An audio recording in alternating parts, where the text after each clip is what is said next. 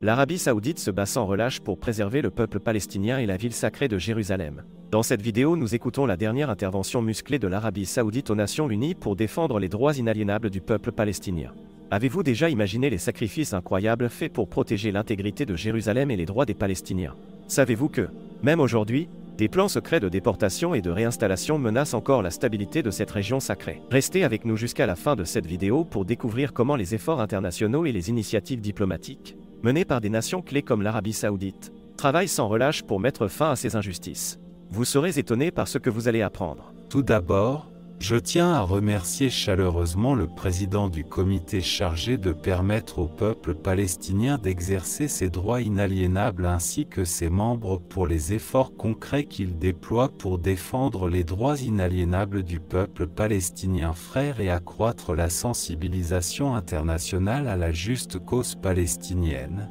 ainsi que pour leur quête incessante de soutien international aux droits du peuple palestinien, y compris son droit à l'autodétermination, à l'indépendance et à la création de son propre État, et pour leurs efforts visant à souligner l'urgence d'une contribution efficace pour parvenir à une paix juste et durable. Je tiens également à remercier et à apprécier le rôle essentiel de l'Organisation de la coopération islamique et ses efforts acharnés pour soutenir le peuple palestinien dans l'obtention de ses droits légitimes et soutenir l'indépendance de son État dans tous les forums, car la question palestinienne et Jérusalem en particulier sont des questions centrales dans la charte de l'Organisation de la coopération islamique.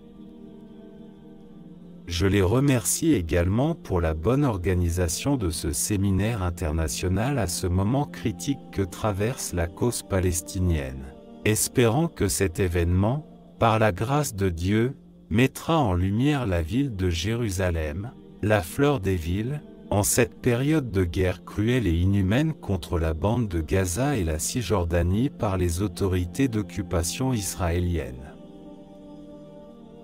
Aujourd'hui, chers frères et sœurs, nous parlons de la ville de Jérusalem, à laquelle Dieu a offert la mosquée Al-Aqsa mentionnée dans son livre sacré et témoin du miracle de l'Isra et du Mirage. Jérusalem, carrefour des religions, terre de civilisation, de paix et d'harmonie tout au long de l'histoire. Il est désolant de voir ce que cette ville sainte et la terre bénie de Palestine endurent en termes de violations et de pratiques barbares de la part des autorités d'occupation israélienne depuis plus de 50 ans. Excellences, Mesdames et Messieurs, les politiques des forces d'occupation israéliennes visant à déplacer nos frères et sœurs de la bande de Gaza et de la Cisjordanie s'inscrivent dans la continuité de la stratégie de déportation forcée et collective adoptée par l'occupation israélienne depuis le dernier tiers du XIXe siècle. Cela est enraciné dans les écrits des fondateurs du mouvement israélien, qui ont établi la déportation systématique des Palestiniens à travers la formulation du projet de déportation en 1937, connu plus tard sous le nom de purification ethnique. Certains extrémistes israéliens sont allés jusqu'à dire que le sionisme n'est qu'une histoire de contraindre les habitants arabes indigènes à quitter la Palestine pour s'emparer de leurs terres, plongeant ainsi les Palestiniens dans un dilemme de survie entre extermination ou déportation forcée depuis lors. Malheureusement, cette situation perdure aujourd'hui. Les plans de déportation forcée des Palestiniens ont traversé plusieurs phases historiques. Après l'occupation de Gaza en 1967, les forces d'occupation israéliennes ont proposé le transfert des habitants de Gaza vers la ville d'Al-Arish en République arabe d'Égypte, mais ce projet a été contrecarré par l'Égypte. 4 ans plus tard, Sharon a mené un projet visant à déraciner des milliers de réfugiés des camps de la bande de Gaza pour les réinstaller dans le désert du Sinaï, mais l'Égypte a également fait échouer ses tentatives. Cette année, Les forces d'occupation israéliennes ont proposé de déplacer les habitants de Gaza vers le Sinaï, mais le gouvernement égyptien a vigoureusement rejeté cette proposition, soutenue par les décisions des sommets islamiques et arabes ainsi que par les conseils ministériels.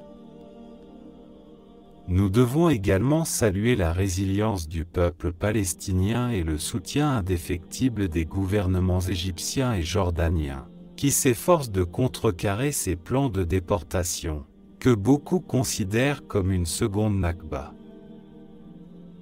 Ces efforts s'ajoutent à ceux de nos États membres et des pays non membres épris de paix et de justice. Mesdames et messieurs, il n'est pas caché que le Royaume d'Arabie Saoudite, sous la direction bienveillante du gardien des deux saintes mosquées, le roi Salman bin Abdulaziz Al Saud, que Dieu le protège, a dirigé il y a plus de 7 décennies le comité des dons pour soutenir la résilience du peuple palestinien. Son Altesse royale le prince héritier Mohammed bin Salman bin Abdulaziz Al Saud, Premier ministre, continue de mener, en étroite coordination avec les pays arabes et islamiques, des efforts diplomatiques à travers divers canaux et initiatives internationales pour inciter la communauté internationale à assumer ses responsabilités et mettre fin aux politiques brutales des forces d'occupation israéliennes. Il a également appelé à la tenue de plusieurs conférences extraordinaires et ordinaires au sommet islamique et arabe, ainsi que de réunions ministérielles où la question palestinienne a toujours été à l'ordre du jour.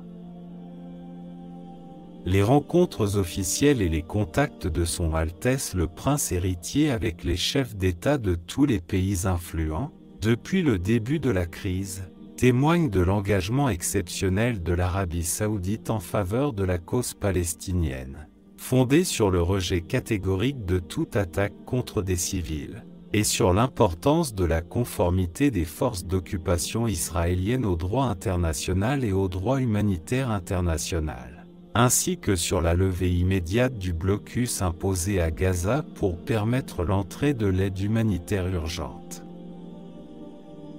Le Royaume d'Arabie Saoudite soutient également fermement la nécessité de mettre fin aux déportations forcées et de parvenir à un règlement global et urgent de la question palestinienne, garantissant au peuple palestinien ses droits légitimes à une vie digne et sûre, dans un climat de paix juste et durable.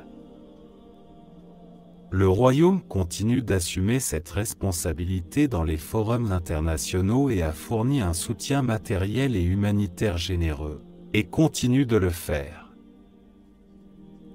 En outre, les visites de Son Altesse le ministre des Affaires étrangères, le prince Faisal bin Farhan Al Saud, et son activisme incessant dans de nombreuses capitales internationales, ainsi que les consultations politiques qu'il a menées avec ses homologues du monde entier, que ce soit à travers le comité ministériel d'ESI ou individuellement, visent à mobiliser un soutien régional et international en faveur de cette question cruciale.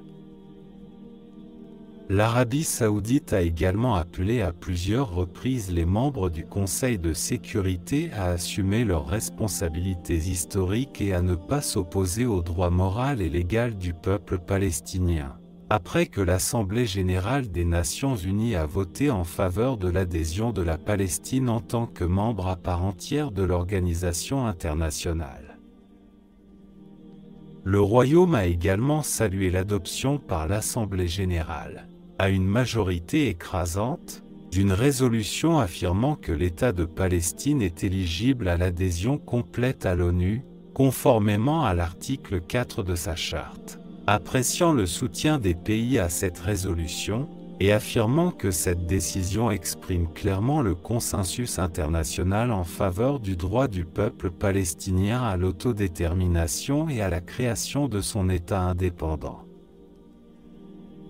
Mesdames et messieurs, je saisis cette occasion pour remercier chaleureusement les pays épris de paix, qu'ils soient membres ou non membres, de leur soutien à cette décision historique de l'Assemblée générale des Nations unies, ainsi que les pays qui ont récemment reconnu la cause palestinienne, ce qui représente un soutien évident aux efforts inlassables de l'Arabie Saoudite en collaboration et en coordination fructueuse avec les autres pays membres de notre organisation prestigieuse.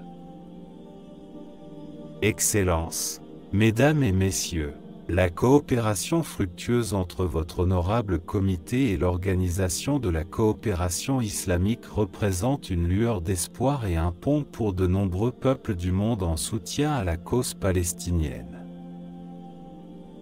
Nous soulignons ici l'importance d'intensifier les efforts pour faire connaître la souffrance du peuple palestinien au plus grand nombre de peuples possible à travers tous les médias, réseaux sociaux et nouveaux médias, et d'élargir l'accès aux organisations de la société civile dans tous les pays du monde, en particulier dans les sociétés occidentales, afin de faire connaître les pratiques et les violations israéliennes flagrantes en Palestine, et d'appeler à la tenue de nombreuses activités, expositions et séminaires conjoints.